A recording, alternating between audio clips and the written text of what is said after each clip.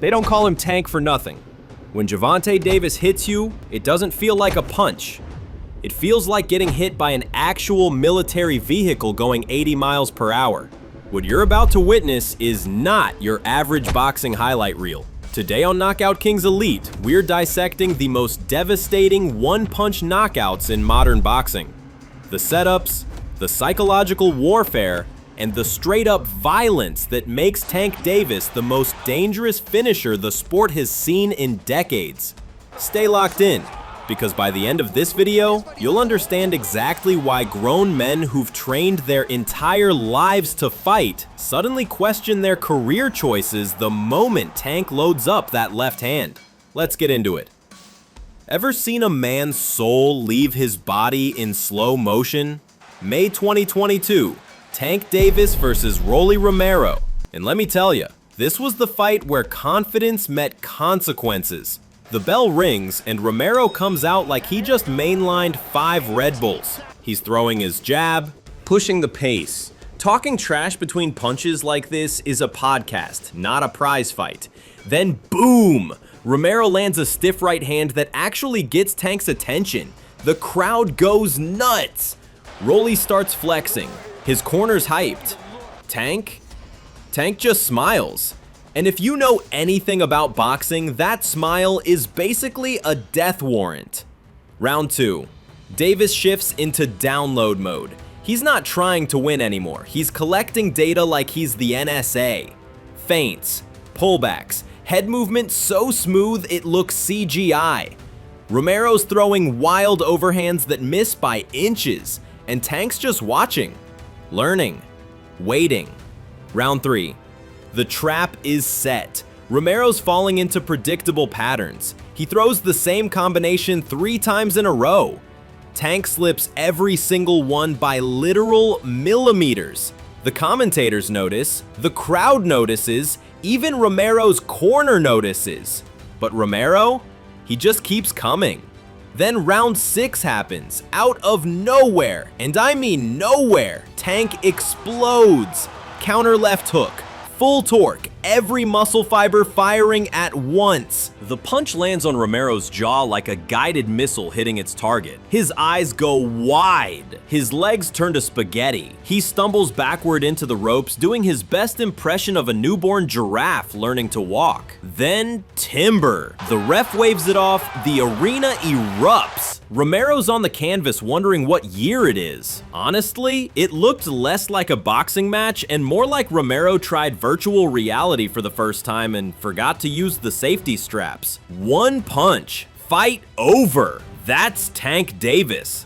Pop quiz. What hurts more, getting knocked out cold or having your internal organs file for divorce? Ask Ryan Garcia. April 2023. This was the fight. Social media versus street credibility. Speed versus power. Pretty boy versus problem child. Ryan Garcia comes in with 25 million Instagram followers and hand speed that looks like it's been sped up in post-production. Round 1. Garcia's out there looking like prime Sugar Ray Leonard. Sharp combos, rapid fire punches. The crowd's going insane every time he lands. Tank stays calm, backing up, reading. That same scary smile from the Romero fight appears. Round 2. Davis starts baiting. He lowers his guard, like actually drops his hands, daring Garcia to rush in. Ryan takes the bait, lunges forward.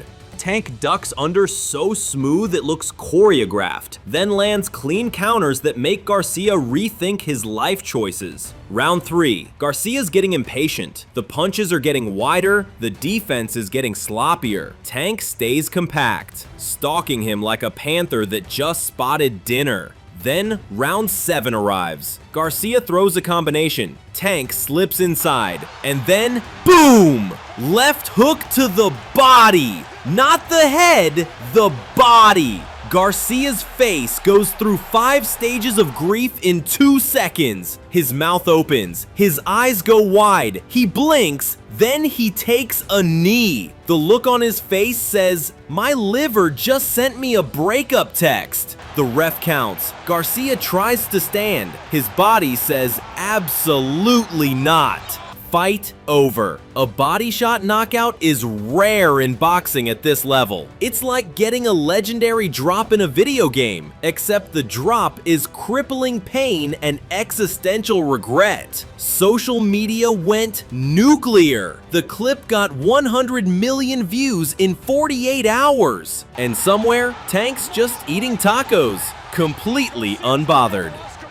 Ever wonder what happens when you trade uppercuts with Tank Davis? Yeah, bad idea. Terrible idea. Career-altering idea. October 2020, COVID era. Empty arena, no crowd. Just two warriors and the sound of leather hitting flesh. Leo Santa Cruz, a multiple weight world champion with a granite chin and a warrior's heart, steps into the ring thinking he can outwork Tank. Round 1. Santa Cruz comes out jabbing, throwing volume, trying to smother Davis with constant activity. It's a smart strategy. Keep him busy, don't let him think, don't let him set up. Round 2. Tank stalks patiently, blocking shots, slipping, sneaking heavy lefts to the body that make Santa Cruz wince. Round 3. Santa Cruz starts trading. He lands clean combinations. He's winning exchanges. Tank's eyes light up like a kid on Christmas morning. The commentators miss it, but watch Tank's face. He's not worried, he's excited, because Leo just opened the door. Round 6. Santa Cruz throws a combination on the ropes. Good shots, clean shots. Tank slips, dips, plants his feet, then launches a left uppercut from hell. The punch travels maybe 8 inches. It hits Santa Cruz on the chin. His body goes limp. Instantly, like someone cut his power cord. He collapses. The empty arena is silent for a split second. Then the few people present erupt. That wasn't an uppercut. That was a Mortal Kombat fatality. That was a finishing move that should require a parental warning. The clip has been replayed millions of times. It's in every Best Knockout Ever compilation. It's boxing history. How did Tank Davis first announce himself to the boxing world? By absolutely dismantling a world champion. January 2017. Tank is just 22 years old. Jose Pedraza is the IBF Super Featherweight Champion. Experienced, technical, dangerous. Nobody gives Tank a real chance. Round 1. Pedraza starts strong, using his length, boxing smart, keeping Tank at distance. Round 2. Davis closes the gap, throwing heavy body shots, making Pedraza uncomfortable, making him breathe hard. Round 3. Tank lands flush counters. He's smiling between exchanges, showing swagger, showing confidence that only champions have. At 22 years old, he's fighting like he's already been here before. Round 7, Tank corners Pedraza against the ropes. Then he unloads. Hooks, straight lefts, an uppercut that caves Pedraza's guard like it's made of cardboard. The ref jumps in. Pedraza collapses. Tank Davis, at just 22 years old, becomes the IBF Super Featherweight Champion. This wasn't just a win. This was an announcement. This was Tank telling the boxing world, I'm here, I'm dangerous, and I'm not going anywhere. So what makes Gervonta Tank Davis boxing's most terrifying finisher? 3 things. Tank doesn't just throw punches, he sets traps. He makes you comfortable, he makes you confident, then he makes you unconscious. He doesn't land when you think he's going to land, he lands when you're mentally writing your victory speech. Whether it's to the chin or the body, Tank only needs one shot, one perfectly placed punch to turn lights out. Here's the scariest part about fighting Tank Davis. You can be winning every single round. You can be dominating, outlanding him, looking like the better fighter, and then 1 second, 1 punch, 1 moment, and it's all over. That's not just boxing, that's psychological warfare.